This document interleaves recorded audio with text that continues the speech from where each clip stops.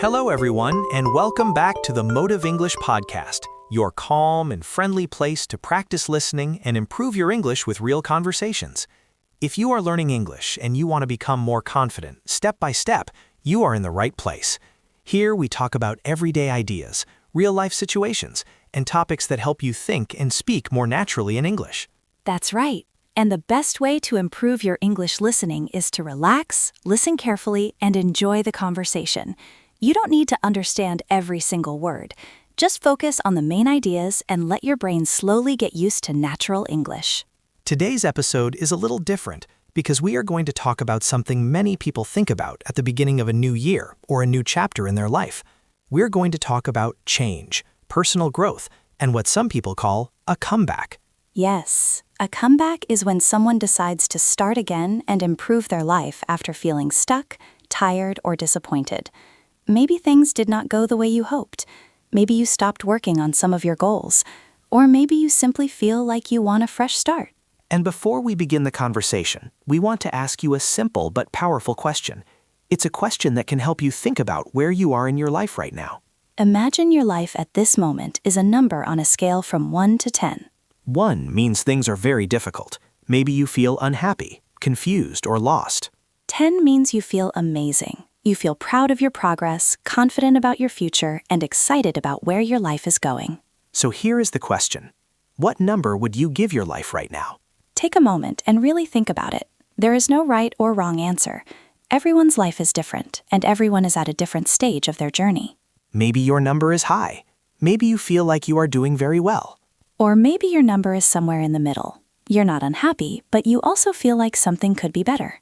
Or perhaps your number is low, and you feel like it's time for a change. Whatever your number is, today's conversation is about something important. How small changes, small decisions, and small daily habits can slowly move that number higher.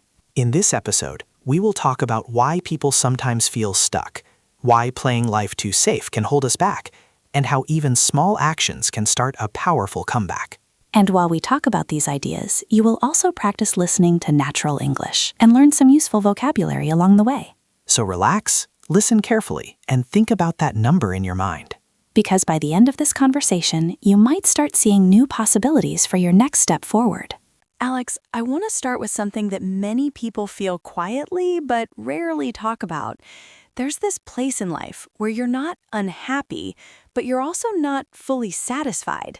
You're not growing or struggling, you're just stuck, moving through your days almost automatically. Yes, I know exactly what you mean. It's that middle zone where nothing is terrible, but nothing feels exciting either. Your mornings start the same, you go to work or school, come home, scroll on your phone, maybe watch something online, and the next day begins exactly the same way. And after a while, life starts to feel like a routine on autopilot. You don't question your path or think deeply about what you want, because the rhythm of your days keeps you moving without pause. Exactly. Most people don't plan to drift into this. They don't wake up and decide, I want my life to feel repetitive and predictable. But slowly, almost unnoticed, they settle into a pattern where everything feels safe, but unchanging. That reminds me of a useful phrase, to drift into something. It means you move into a situation gradually without a conscious decision. It's subtle. One day you realize you're in a place you never really intended to be. For example, someone might say, I'll just work at this job for 1 year. But months pass, the routine feels normal, and suddenly 5 years have gone by without anything changing. Or take learning English. At first, learners feel motivated. They watch lessons, listen to podcasts, and practice every day. Everything feels exciting. But then life gets busy. One day they skip practice, then another day. Soon they're only studying occasionally. Without noticing it, they drift into a habit of irregular practice, and progress slows. And that leads to another important concept, complacency. Right. When someone becomes complacent, it means they feel comfortable enough to stop pushing themselves. They're no longer focused on growth, improvement, or learning. Complacent people often say, my life is fine, I don't need to change anything. But deep inside, they might feel like something is missing, even if they can't quite name it. because comfort can hide problems. When life is too challenging, we're forced to act. But when life is just comfortable enough, it's easy to stay exactly where we are doing the same things over and over. And think about small choices. Skipping one English lesson may feel insignificant. Postponing a goal for a week feels harmless. Waiting another day to start something new seems normal. But those small decisions accumulate. Each tiny choice repeated over time shapes patterns, and those patterns slowly define your future. One day, someone might suddenly realize, I've been living the same year over and over. The calendar changes, but habits, routines, and actions remain exactly the same. And that realization can be surprising. Time moves quietly. Days become months, months become years, and suddenly life feels almost identical to before, even though you thought things were moving forward. But here's the important part. Feeling stuck doesn't mean your life is over or that you can't change.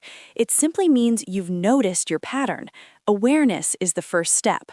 Exactly. The moment you see that you've drifted into a routine is the moment you can start asking new questions. What small habit can I change? What action could I try this week? What step could move me in a slightly different direction? Because big life changes rarely start with dramatic decisions. Most begin with one small choice that breaks the old pattern and creates a new path. And in the next part of our conversation, we'll explore another reason people stay stuck for so long: playing life too safe in avoiding risks. Now let's talk about something many people experience, but they don't always notice it happening. It's the habit of playing life too safe.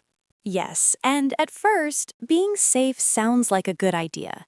Safety feels comfortable. It feels predictable. People like knowing what will happen next. Exactly. But sometimes what feels safe today can quietly stop your growth tomorrow. That's true. Many people stay inside their comfort zone for years. They avoid new challenges because they are afraid of failing or making mistakes. Or they worry about what other people might think. Right, they don't want to look foolish or inexperienced. So instead of trying something new, they stay with what they already know. Let's use an example that many English learners understand. Good idea. Imagine someone who really wants to improve their English. They watch videos, they listen to podcasts, and they study grammar. But they never try speaking. Exactly. They never record their voice. They never join a conversation with other learners. And when someone asks them why, the answer is usually fear. Fear of making mistakes. Fear of sounding strange. Or fear that someone might laugh at them. So they tell themselves something very common. I will start speaking when my English becomes perfect. But the problem is that the perfect moment almost never arrives. Yes, many people wait for the right time to start something important in their lives. The right time to change careers. The right time to start a new habit. The right time to learn a new skill. But life rarely becomes perfect before action begins. In reality, progress usually happens the opposite way. First you take action, and then things slowly start improving. Another way people play life too safe is by avoiding challenges. For example, when something looks difficult, many people immediately step back. They might say things like, "This looks too hard." Or, "I'm not ready yet." Or the classic one, "Maybe I'll try later." But every time we avoid a challenge, we also avoid an opportunity. That's a very important idea. Opportunities are often hidden inside difficult situations. The job that looks intimidating. The conversation that feels uncomfortable. Or the skill that takes time and effort to learn. When people constantly avoid these moments, they slowly miss many chances to grow. Let's look at another simple example. Okay, Imagine two people who both want to improve their English listening skills. the first person only listens to very easy content. They stay at the same level for years because they never challenge themselves. The second person sometimes listens to harder conversations. They don't understand everything, but they keep trying. Slowly, their brain adapts. Little by little, their listening becomes stronger. And the difference between these two people is not intelligence. It's courage. Exactly. The courage to try something that feels slightly uncomfortable. Another common habit is delaying goals. Yes, many people say, "I'll start tomorrow." Others say, "I'll start next month." And some people say, "I'll start when life becomes less busy." But tomorrow becomes next week. Next week becomes next year, and suddenly many years have passed. Often, fear of failure is hiding behind these delays. Failure can feel uncomfortable. Nobody enjoys making mistakes or falling short of their expectations. But avoiding failure completely often means avoiding growth completely. Think about learning any skill: speaking English, driving a car, playing an instrument, or starting a business. In the beginning, mistakes are always part of the process. Without mistakes, learning simply cannot happen. So the real truth is this: growth usually lives outside the comfort zone. The comfort zone feels calm and safe, but it rarely pushes you forward. It keeps life stable. But it also keeps life the same. When people finally take small risks and try something new, they often discover something surprising. The fear was much bigger than the challenge itself. Sometimes the difficult step they avoided for months only takes 5 minutes to begin. And that's why starting imperfectly is often the best strategy. You don't need perfect confidence. You don't need perfect knowledge. You only need the willingness to try. A small step today can be more powerful than a perfect plan that never starts. And once people begin trying new things, something interesting usually happens. Sooner or later, they experience failure. And that brings us to the next important idea in our conversation. Because failure is not the opposite of success. In many cases, it is the path that leads directly to it. You know, Emma, something interesting happens when people start learning English or trying to change their life. Many people expect everything to go smoothly and believe that if they work hard, they should see fast progress. But in reality, learning rarely works that way, and many people fall short of their goals at the beginning. That's very true, Alex. I've noticed that many learners begin with a lot of excitement and strong motivation because they really want to improve. But when they start making mistakes or cannot speak as well as they expected, the emotional reaction can be very strong. Exactly. And sometimes that reaction can feel overwhelming. Imagine studying English for several months and still struggling to understand conversations or express your thoughts clearly. At that moment, it can feel like all your effort was wasted. Yes, and when people feel that way, some of them become very discouraged. They might feel embarrassed when they speak or frustrated when they forget words. In some cases, they even feel devastated, especially when they compare themselves with others who seem to improve faster. But the truth is that this experience is not a sign of failure at all. In fact, falling short of a goal is often a normal and necessary part of learning. It simply shows that the person is trying something new and challenging. I completely agree with that. In many ways, failure is actually one of the most powerful teachers we have in life. When someone makes a mistake while speaking English, they are not moving backward, they are discovering something new. That's a really important way to understand it. Every incorrect sentence or misunderstood word is actually giving useful feedback. It shows the learner what they need to practice and where they can improve. And this idea is not only true for language learning. The same pattern appears when people learn many other skills in life. Whether someone is learning to play the piano, learning to drive, or starting a new career, mistakes are always part of the process. That's a great point, Emma. In the beginning, almost every new skill feels confusing and difficult. People forget things, make errors, and sometimes feel overwhelmed by everything they have to learn. But those difficult moments are often the beginning of real progress. When someone continues practicing despite those challenges, their brain slowly adapts and becomes stronger. Little by little, the skill becomes easier and more natural. The problem is that many people expect success without struggle.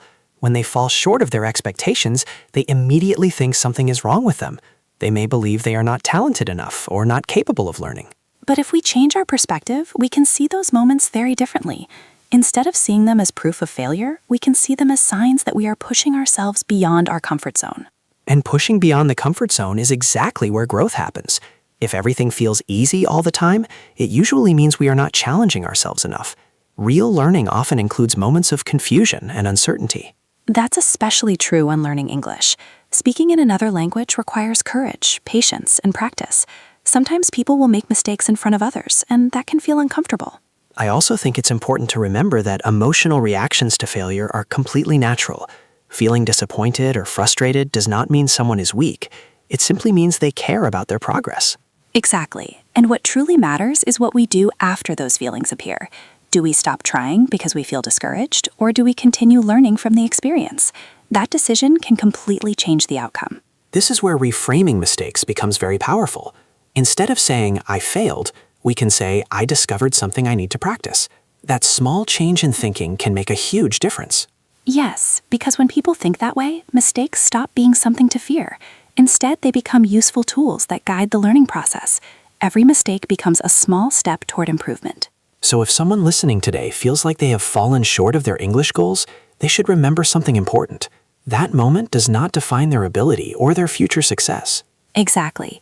It is simply one moment in a much longer journey of learning. Every conversation, every mistake, and every new attempt is slowly building their confidence and their skill. And with time, those small learning moments start to connect together. Words become easier to remember, sentences become smoother, and speaking begins to feel more natural. Eventually, the fear that once felt devastating begins to disappear. What once felt like failure becomes valuable experience that helps learners move forward with more confidence and understanding. You know, Emma, when people talk about changing their lives, they often imagine something big and dramatic. They think they need a huge burst of motivation or a perfect plan to suddenly transform everything. But in reality, most real change does not happen in one big moment. It usually happens through small habits repeated consistently over time. That's such an important point, Alex. Many learners believe they need long study sessions or a lot of free time to improve their English. But the truth is that even 10 minutes of focused practice every day can create powerful results if it is done consistently. Exactly. Imagine someone who decides to study English for just 10 minutes every day. At first, that might not seem like a big effort. 10 minutes can pass very quickly. But if they repeat that habit every day for weeks and months, those small moments of practice slowly build strong language skills. And the same idea works with other simple activities. For example, a learner could write 2 or 3 short sentences about their day. It doesn't need to be perfect. The goal is simply to practice expressing thoughts in English regularly. That's a great example. Writing short sentences helps the brain organize ideas in English. Over time, those small writing exercises can make speaking easier because the learner becomes more comfortable forming sentences naturally. Another powerful habit is listening practice. Many learners benefit from listening to the same podcast or conversation multiple times. The first time, they might only understand a few words, but with repetition, their brain begins to recognize more patterns and sounds. Yes, repetition is incredibly powerful. When people listen to the same material again and again, their listening ability improves without them even realizing it. Words that once sounded unclear slowly become familiar. What's interesting is that these habits are not complicated or difficult. They are simple actions that almost anyone can do. The real challenge is not the difficulty of the task, but the consistency of doing it regularly. That's exactly where many people struggle. They often rely on motivation to start learning. When motivation is high, they study for hours. But when motivation disappears, they stop completely. And that's why the key idea here is very important. Consistency beats motivation. Motivation can be powerful, but it is also temporary. Some days people feel inspired, and other days they feel tired or distracted. But habits are different. When a habit becomes part of your daily routine, you no longer depend on motivation. You simply follow the routine, just like brushing your teeth or checking your phone in the morning. That's why starting small can be very effective. If someone tries to study English for 2 hours every day, they may quickly feel overwhelmed, but 10 minutes a day feels manageable and realistic. And once that small habit becomes stable, it can naturally grow. 10 minutes can become 15, then 20, but even if it stays 10 minutes, the long-term impact can still be remarkable. Another benefit of small habits is that they reduce pressure. When the goal is small and simple, learners feel less afraid of making mistakes. They focus more on practicing than on being perfect. That's a great observation. Many learners delay practicing because they want everything to be perfect before they start, but small habits encourage action instead of perfection. And over time, those repeated actions create real progress. Vocabulary grows, listening improves, and confidence slowly develops. What once felt difficult begins to feel natural. So when people think about changing their life or improving their English, they don't need to wait for a perfect plan. They can simply begin with one small habit today. Exactly. One small habit practiced consistently can lead to remarkable changes over time. It may feel slow in the beginning, but small daily actions often create the biggest long-term transformation. Emma, let's talk about moments when everything feels like it's falling apart. Not just small setbacks, but the times when someone feels like they've reached rock bottom. Maybe they failed an important exam, missed a job opportunity, or had a really difficult day emotionally. It's not just about disappointment. It's that heavy feeling where nothing seems to move forward, and even simple tasks feel impossible. Yes, Alex. I think many learners experience this in English too. They might feel stuck, like no matter how much they study, they can't understand native speakers or express themselves properly. It's easy to start thinking, maybe I'm just not good at this. That's the rock bottom feeling. It can make people doubt themselves completely. Exactly. And the tricky part is that when someone is at rock bottom, they often try to go through it alone. They might avoid asking for help because they feel embarrassed or think they should fix everything themselves. But actually, asking for help is one of the strongest steps toward recovery. It's not a weakness, it's a sign of awareness. Even sending a quick message to a friend for advice or joining a study group can be a tiny action that starts a comeback. That's true. I remember a learner who felt completely lost after struggling to speak in a meeting. She thought she failed entirely, but she started by sending short messages to a conversation partner every day. Nothing dramatic, just 2 or 3 sentences about her day. Over time, she built confidence, and those small actions helped her rise from the ashes of that initial failure. Right. It's not about making one big change. Clawing your way back happens gradually with small, consistent steps. Studying for 10 minutes, practicing one sentence, listening to one podcast segment repeatedly. These may seem minor, but each step moves the learner forward. That slow, steady progress eventually turns those moments of despair into real growth. And I think it's important to highlight the mindset shift here. At rock bottom, it's easy to focus on the weight of the situation. But when learners start noticing even the smallest improvements, like understanding one sentence better than yesterday, or using a new word correctly, they begin to see that the situation isn't permanent. They realize their effort is creating change, even if it's invisible at first. Exactly, Emma. Another part of the comeback is acknowledging support.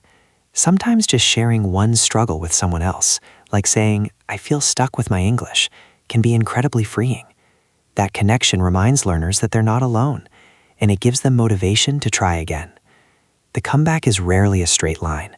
It's messy, emotional, and slow, but it's real. Yes, and small wins accumulate. Each tiny action, writing one sentence, asking a question, listening to a podcast again, adds up.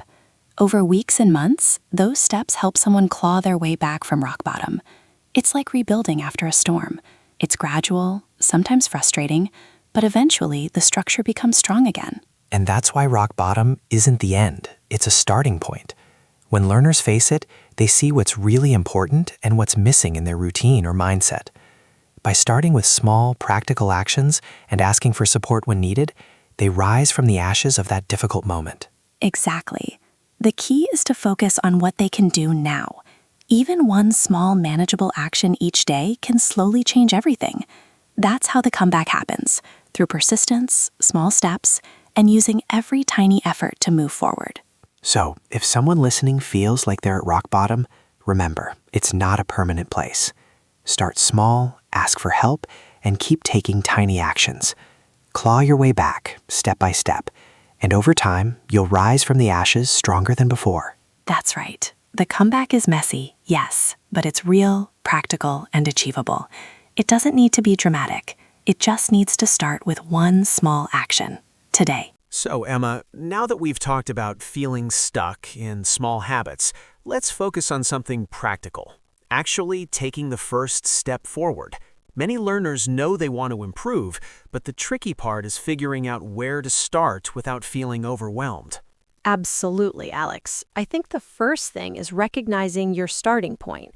For example, someone might say, "I want to speak English better," but when you look closer, they might only practice once a week or rarely try speaking. Being honest about what you actually do each day helps you plan realistic steps. Right. It's not about judging yourself. It's just about seeing clearly where you are. You could even make a simple list. I listen to English podcasts twice a week. I try to speak with a friend once a month. I write nothing. That snapshot gives you a clear starting point. Once you know where you are, the next thing is choosing one small action to begin. It could be something as simple as writing one sentence about your day or listening to a short podcast for 10 minutes. The key is that it's small enough to actually do, even when life is busy. Exactly. I often tell learners that picking a small task reduces pressure. If you try to practice for 2 hours from the very first day, you might feel motivated at first, but it's easy to get discouraged. One small action repeated daily builds momentum. And once that small action becomes a routine, momentum naturally grows. 10 minutes of listening might feel tiny, but after a few weeks, your brain starts recognizing more words. Suddenly, you notice you understand more without extra effort. That's how confidence builds, slowly, step by step. Another important part is asking for support when needed. You don't have to do everything alone. For instance, if you're trying to improve speaking, maybe a friend can practice with you, or you can join a small language group. Sometimes just having someone notice your progress keeps you consistent. Yes, and support doesn't need to be formal. Even sending a short voice message to a friend or asking a teacher for feedback once a week counts. Those small interactions help you see progress and make learning feel more natural. Then comes creating a simple daily routine. It doesn't have to be complicated. Maybe you listen to English while having breakfast, write one sentence during lunch, and practice speaking for 5 minutes before bed. These tiny habits stack together without taking over your day. And it's important to reflect and adjust. You might notice after a week that writing one sentence is easy, but listening to 10 minutes feels too long. You can tweak your routine without pressure. The goal is small improvements, not perfection. Exactly. Over time, these small actions compound. 1 week leads to another, 1 month to another, and gradually your skills grow.